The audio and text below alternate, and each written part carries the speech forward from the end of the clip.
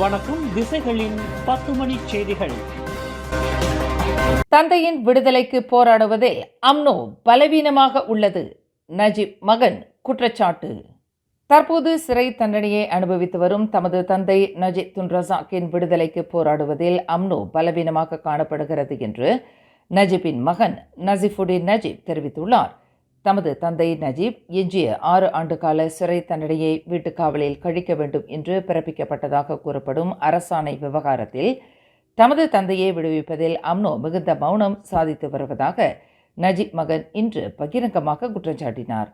UMNO இவ்வாறு அமைதி காப்பது பாஸ்கொச்சியை ஒரு ஹீரோவை போல சித்தரிக்கச் செய்வதாக அவர் குறிப்பிட்டுள்ளார். தம்முடைய தந்தையை விடுவிப்பதற்காக அம்னோ தொடர்ந்து போராடினாலும் தமது தந்தைக்கு பிறப்பிக்கப்பட்டுள்ள அரசாணை விவகாரத்தில் அம்னோ மௌனம் சாதித்து வருவதாக அவர் குற்றம் சாட்டினார். தமது தந்தையின் அரசாணை குறித்து விளக்கம் அளிக்குமாறு பாஸ்கொச்சியின் பொதுச் செயலாளரும் கொத்தபாரு எம்பியுமான தகியுடின் ஹசான் நாடாளுமன்றத்தில் தொடர்ந்து போராடி வருவதை நஜீப் மகன் சுட்டிக்காட்டினார். அம்னோவில் இருந்து இடைநீக்கம் செய்யப்பட்ட அக்கட்சியின் முன்னாள் உதவித் தலைவர் டத்துஸ்ரீ ஹிஷாமுடின் துன் ஹுசேன் தமது இடைநீக்கத்தை எதிர்த்து மேல்முறையீடு செய்யப் போவதில்லை என்று திட்டவட்டமாக அறிவித்துள்ளார். நாட்டின் 3வது பிரதமர் துன் ஹுசேனின் புதல்வரான ஹிஷாமுடின் தற்போது ஜோஹோர் சம்ப்ரோங் நாடாளுமன்ற உறுப்பினராக இருந்து வருகிறார். தாம் அம்னோவிலிருந்து நீக்கப்பட்டதற்கான காரணம் இன்னமும் தமக்கு உறுதியாக தெரியாத நிலையில் தமது இடைநீக்கத்தை எதிர்த்து மேல்முறையீடு செய்யப் போவதில்லை என்று முன்னாள் தற்காப்புத்துறை அமைச்சருமான ஹிஷாமுடின் குறிப்பிட்டார். மேன்மை தங்கிய ஸ்லாங்கூர் சுல்தான் ஷரஃபுடின் இட்ரிஸ் ஷா இன்று புதன்கிழமை தமது 79வது பிறந்த தினத்தை கொண்டாடிய வேளையில் தமது பிறந்த தினத்தை ஒட்டி தத்துவத்துறையில் முனைவர் பட்டம் பெற்ற கைதி ஒருவருக்கு பொது மன்னிப்பு வழங்கினார். முராட் என்று புனைப்பெயரில் அடையாளம் கூறப்பட்ட அந்த கைதி காஜாங் சிறைச்சாலையில் போதைப்பொருள் மறுவாழ்வு தடுப்பு பிரிவில் 2001ஆம் ஆண்டில் தமது 14வது வயது முதல் சிறை தண்டனை அனுபவித்து வந்தார். சிறையில் தண்டனை அனுபவித்த அதே காலகட்டத்தில் கல்வியிலும் தீவிர கவனம் செலுத்தி வர்த்தகத்தில் தத்துவத்துறையில் முனைவர் பட்டம் பெறும் அளவிற்கு தமது மறுவாழ்வை மேம்படுத்திக் கொண்டதாக தெரிவிக்கப்பட்டது. மலேசிய சிறைச்சாலை வரலாற்றில் முனைவர் பட்டம் பெற்ற முதலாவது நபராக முராட் விளங்குகிறார். கல்வியில் அவர் கொண்டிருந்த ஈடுபாடு காரணமாக தமது பிறந்த நாளை ஒட்டி அந்த இளைஞருக்கு ஸ்லாங்கூர் சுல்தான் பொது மன்னிப்பு வழங்கினார். 5 ஆண்டுகளுக்கு முன்பு 25 வயது இளைஞர் ஒருவரை கொலை செய்ததாக குற்றச்சாட்டப்பட்ட 2 இந்திய நபர்களை சிரம்பான் உயர் நீதிமன்றம் இன்று வழக்கிலிருந்து விடுதலை செய்தது. 43 வயது பி அன்பழகன் மற்றும் 46 வயது எல் சிவலிங்கம் என்ற அந்த 2 நபர்களுக்கு எதிரான கொலை குற்றச்சாட்டில் அடிப்படை முகாந்திரங்களை நிரூபிப்பதில் ப்ராசிக்யூஷன் தரப்பு தவறிவிட்டதாக நீதிபதி ரொஹானி இஸ்மாயில் தமது தீர்ப்பில் தெரிவித்தார்.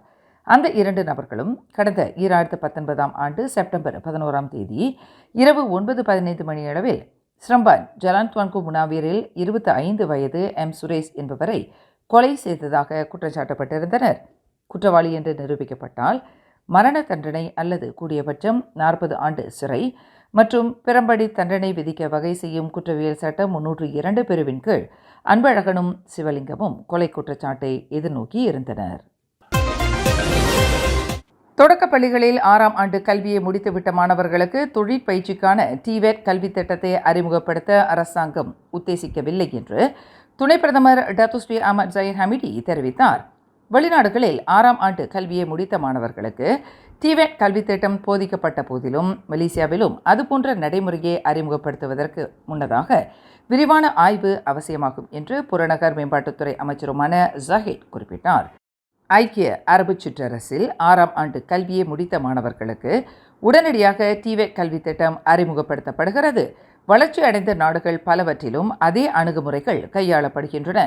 ஆனால் மலேசியாவை பொறுத்தவரை மாணவர்கள் தங்களின் 3ஆம் படிப்பு கல்வியை முடித்த பின்னரே டிவேட் கல்வித் திட்டத்தை அறிமுகப்படுத்த வேண்டியிருக்கிறது. 6ஆம் ஆண்டு கல்வியை முடித்தவர்களுக்கு அதிர்ச்சியை ஏற்படுத்தக்கூடிய கல்வி முறை மலேசியாவில் பொருந்தி வராது என்று துணை பிரதமர் விளக்கினார். எரிபொருள் வாராந்திர விலை நிர்ணயிப்பில் பெட்ரோல் ரான் 95 மற்றும் பெட்ரோல் ரான் 97 ஆகியவற்றின் விலை நிலைநிறுத்தப்பட்டுள்ளது. அவற்றின் விலையில் எந்தவொரு மாற்றமும் இல்லை. அவை முறையே லிட்டருக்கு 2 வெள்ளி 5 காசு, 3 வெள்ளி 19 காசு என விலை நிலைநிறுத்தப்பட்டுள்ளது. டீசல் விலை தீபகற்ப மலேசியாவில் லிட்டருக்கு 2 வெள்ளி 95 காசுக்கு நிலைநிறுத்தப்பட்டுள்ள வேளையில் சபா சரவா மற்றும் லாபுவானில் லிட்டருக்கு 2 வெள்ளி 15 காசுக்கு விலை நிர்ணயிக்கப்பட்டுள்ளதாக நிதி அமைச்சு அறிவித்துள்ளது. கிளாந்தான் கோமுசாங் புக்கெட் தம்பூனில் குரோமிய தன்மையிலான இரும்பு தாது பொருட்களை தோண்டும் சுரங்க நடவடிக்கையை உடனடியாக நிறுத்துமாறு மலேசிய மண்ணின் தோழர் கழகத்தின் தலைவர் மீனாட்சி ராமன் கேட்டுக்கொண்டுள்ளார். நச்சு அமிலத்தன்மையை கொண்ட குரோமிய தாது பொருட்கள் ஆற்றில் கலந்தால் மக்களின் சுகாதாரத்திற்கு பெரும் பாதிப்பை ஏற்படுத்தக்கூடியதாகும் என்று மீனாட்சி ராமன் எச்சரித்துள்ளார். ஆபத்தை விளைவிக்கும் இத்தகைய சுரங்க நடவடிக்கையை உடனடியாக நிறுத்துமாறு சுகாதார அமைச்சு, சுற்றுச்சூழல் இலாக்கா மற்றும் கிளாந்தான் மாநில அரசாங்கம் ஆகியவற்றுக்கு அந்த சுற்றுச்சூழல் ஆர்வலர் அறைகூவல் விடுத்துள்ளார். செராஸ் பட்டானா பண்டாத்துன் ஹுசேனில் நேற்று காலையில் சிவப்பு நிற ரிப்பன் கட்டப்பட்ட பயணப்பெட்டிக்குள் கண்டுபிடிக்கப்பட்ட சடலம் அந்நிய நாட்டவருடையது என்று காஜாங் மாவட்ட போலீஸ் தலைவர் ஏசிபி நஸ்ரோன் அப்துல் யூசுப் தெரிவித்தார். சொட்டாங் மருத்துவமனையின் சவக்கிடங்கில் இன்று காலையில் நடத்தப்பட்ட தடயவியல் சோதனையில் அது 20 வயது மதிக்கத்தக்க ஓர் அந்நிய ஆடவரின் சடலம் என்று உறுதிப்படுத்தப்பட்டதாக ஏசிபி நஸ்ரோன் குறிப்பிட்டார். சட்டை மற்றும் அரைக்கால் சிலுவார் அணிந்திருந்த அந்த ஆடவரின் விரலில் வெள்ளியிலான மோதிரம் காணப்பட்டது. மூக்கை தவிர உடலில் வேறு பகுதிகளில் காயம் எதுவும் கண்டறியப்படவில்லை. குற்றவியல் சட்டம் 302 பிரிவில் கீழ் விசாரணை தொடர்ந்து நடைபெற்று வருவதாக அவர் மேலும் கூறினார். வடகிழக்கு பருவமழை பெய்து வரும் வேளையில் நாடு முழுவதும் 4619 பகுதிகள் வெள்ள இடருக்குரிய ஆபத்தான பகுதிகளாக மலேசிய தீயணைப்பு மீட்பு படை இலாக்கா அடையாளம் கண்டுள்ளது. 201 பகுதிகள் மலை முகட்டிலிருந்து நீர் பாயக்கூடிய ஆபத்தான பகுதிகளாகவும் 254 இடங்கள் ஆபத்தான மலைச்சாரல்களாகவும் அடையாளம் காணப்பட்டுள்ளன என்று அதன் தலைமை இயக்குனர் டாக்டர் நூர் ஹிஷாம் முகமது தெரிவித்தார். வெள்ள இடர்களை எதிர்கொள்வதற்கு 13,556 நிரந்தர பணியாளர்களும் 2,147 அதிகாரிகளும் 8,421 தொண்டூடிய வீரர்களும் தயார் நிலையில் இருப்பதாக அவர் குறிப்பிட்டார். 1,20,00,000 ரிங்கிட் சம்பந்தப்பட்ட எல்லை தாண்டிய அந்நிய நாணய முதலீடு மோசடிகள் தொடர்பில் புக்கெட் அமான் போலீஸ் தலைமையகம் 51 புகார்களை பெற்றுள்ளதாக அதன் வர்த்தக குற்றவியல் தடுப்பு பிரிவு போலீஸ் இயக்குனர் டத்துஸ்ரீ ரம்லி முகமது யூசுப் தெரிவித்துள்ளார். நாணய பரிவர்த்தனையில் இடைத்தரகராக செயல்பட்டு வரும் இந்தோனேஷியாவை தளமாக கொண்ட ஒரு நிறுவனத்தின் பெயரை பயன்படுத்தி மலேசியா மற்றும் இந்தோனேசியாவைச் சேர்ந்த சில தனிநபர்கள் இந்த முதலீட்டு மோசடியில் மூளையாக இருந்து செயல்பட்டுள்ளனர் என்பது விசாரணையில் தெரிய வந்துள்ளதாக டத்துஸ்ரீ ரம்லி குறிப்பிட்டார். கடந்த செப்டம்பர் 9ஆம் தேதி மற்றும் அக்டோபர் 25ஆம் தேதி மலேசியா மற்றும் இந்தோனேஷியாவைச் சேர்ந்த 2 தனிநபர்களை போலீசார் கைது செய்திருப்பதையும் அவர் சுட்டிக்காட்டினார். மருத்துவமனையின் கட்டணத்தை செலுத்த தவறியதால் இறந்துவிட்ட குழந்தையின் சடலத்தை அதன் பெற்றோரிடம் ஒப்படைக்க மறுத்துவிட்டதாக கூறப்படும் ஸ்லாங்கூர் மாநிலத்தில் உள்ள ஒரு தனியார் மருத்துவமனையின் செயல் குறித்து சுகாதார அமைச்சு விசாரணை நடத்தும் என்று அதன் அமைச்சர் டத்துஸ்ரீ டாக்டர் ஜுல்கிஃப்லி அஹ்மத் தெரிவித்தார். தனியார் மருத்துவமனையின் அமலாக்க நடைமுறைகளை கண்காணிக்கும் சுகாதார அமைச்சின் தனிப்பிரிவு இந்த விசாரணையை மேற்கொள்ளும் என்று அமைச்சர் குறிப்பிட்டார். 2 வாரங்களாக குழந்தையின் சடலத்தை ஒப்படைக்காமல் கட்டண பாக்கியை மட்டுமே கோரியதாக கூறப்படும் அந்த மருத்துவமனையின் செயல் எந்த அளவிற்கு உண்மை என்பது குறித்து விரிவாக ஆராயப்படும் என்று டாக்டர் ஜுல்கிஃப்லி தெரிவித்தார்.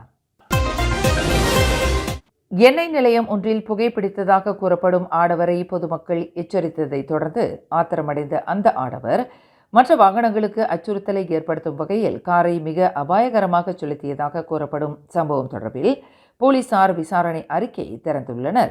கடந்த திங்கட்கிழமை காலை 8 மணி அளவில் பட்டாலஞ்சேயாவில் உள்ள ஓர் எண்ணெய் நிலையத்தில் நிகழ்ந்ததாக கூறப்படும் இச்சம்பவம் தொடர்பான காணொலி ஒன்று சமூக வலைதளங்களில் வைரலாகி வருகிறது.